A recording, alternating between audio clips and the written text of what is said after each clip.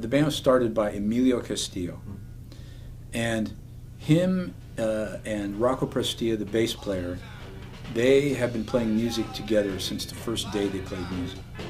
They started as the Gotham City crime fighters. They wore little Batman costumes and stuff. They eventually grew to the point where they became the Motowns. But no one was going to sign it. They felt no one was going to sign a band called the Motowns. So they changed their name to Tower Power. And the Fillmore West used to have a Tuesday night thing called Sounds of the City, which was essentially like a battle of the bands. So this was their last ditch effort. They felt that if this didn't happen, the band was breaking up.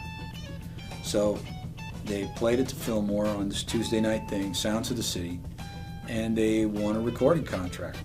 The original drummer was Emilio's brother. I was playing at that club in Oakland.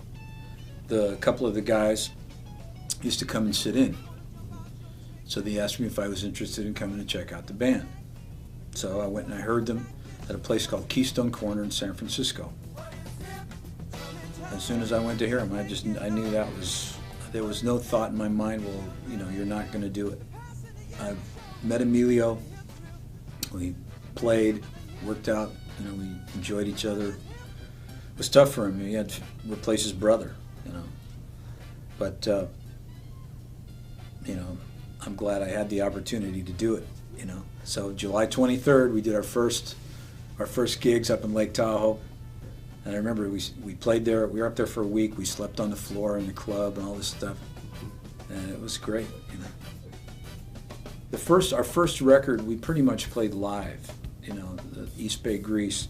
And it was done very quickly. We did it in September 1970, and then it was out, I think, in November. So I joined the band in July. We recorded in September. It was out in November. We rehearse every day. We had our own rehearsal hall over in Berkeley. We got rid of that place, and then we rehearsed exclusively at Studio Instrument Rentals in San Francisco at 4th and Folsom. All the San Francisco bands rehearsed there. Santana, Billy Cobham, when he lived there was doing the Spectrum album. He lived in the Bay Area. His bands used to rehearse there. Herbie Hancock used to rehearse his bands there. Journey, when they started, it was like a kind of a hang. So I just remember being there all the time, and we'd work on our music.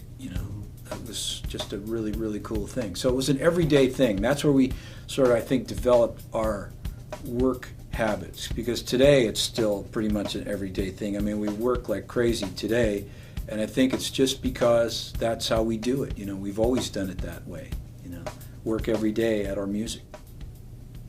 It started changing in 1974 because when we made money, we started making money,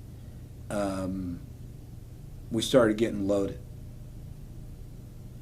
And there was a lot of cocaine, there was a lot of heroin addiction, alcohol, And it went from being innocent partying to lifestyle.